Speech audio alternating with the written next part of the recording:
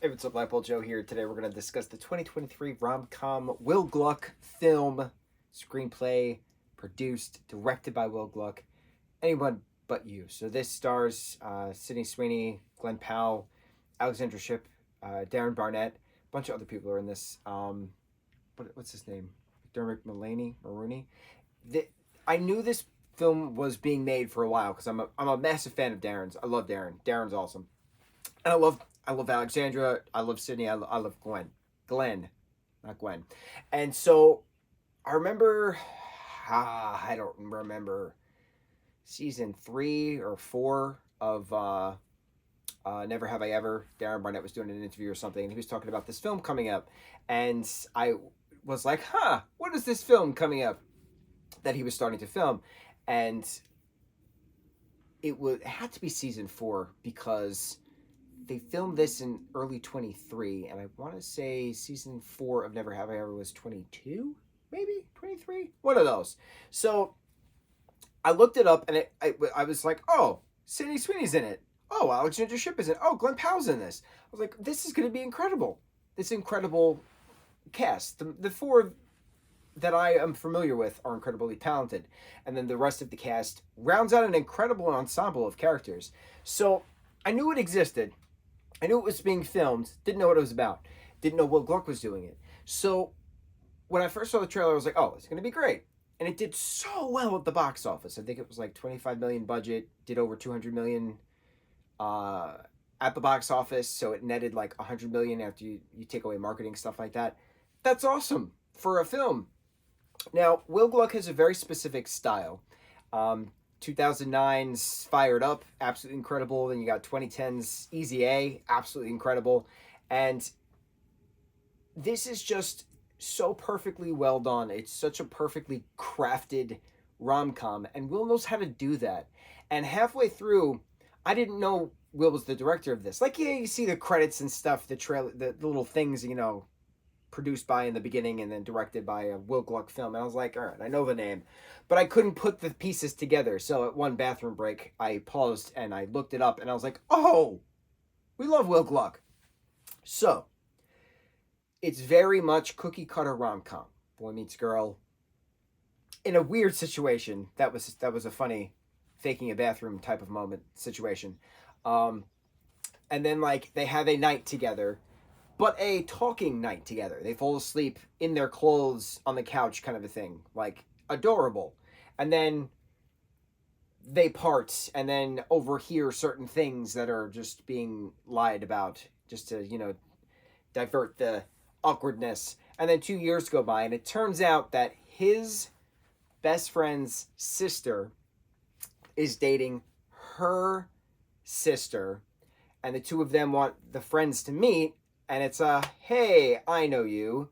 And then it's a matter of, hey, we're getting married in Sydney, Australia. Destination wedding, let's go for it. Because her and her brother's stepfather is like the Sydney millionaire. So they like go to the compound basically in Sydney, Australia, and weekend wedding excursions and stuff. Sydney actually getting bit by the hunt spider, like that's hard watching, knowing that it actually bit her, and that's an actual real scream. Just funny moments, just funny comedic moments. There's a lot of nudity in this, but like tasteful nudity. I don't know how else to explain it. Like, it's funny nudity. It's not like explicit nudity. It's just like people are people, and that's that kind of a nudity. I don't know how else to explain it. The thing I really love about this is the fact that the sisters are getting married. Not once is it referenced that it's a gay wedding. Not once is it referenced that, oh, 2 girls are getting married. It's just a wedding. And it's so normal. And the fact that you have this mixed race family, you have this eclectic group of individuals from different parts of the world coming together for this. It's a post-racist story. It's a post-problematic story. It's a post-reality because the current reality we live in is changing, and it's nice to see where we're getting to. It's nice to see that. And we've talked about post-racism stories where race is not an issue, that it's just people are the story, and the race is not the issue. The race is never a problem. It's just, and there's no prejudice towards it. It's just people are people doing people things. And so, because we're all red on the inside thing, right?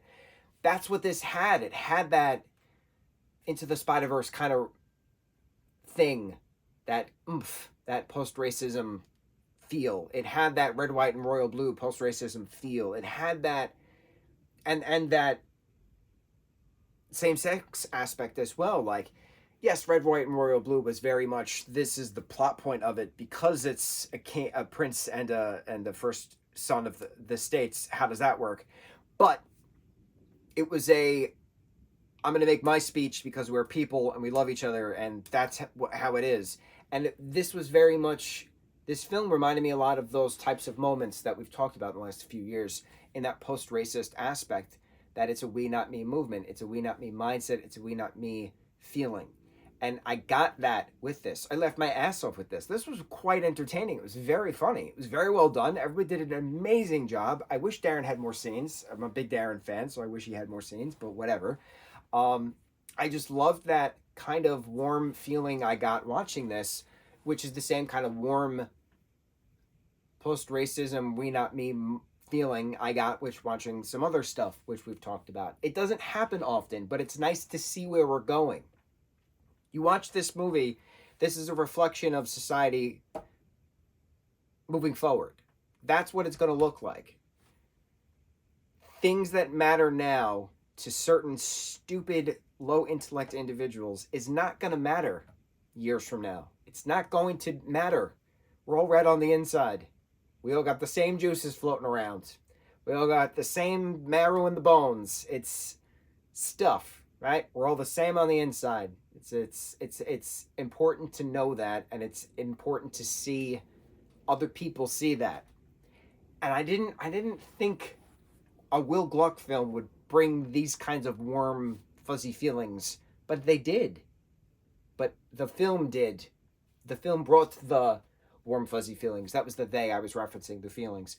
It was great. It was predictable. It was cheesy. It was wonderful.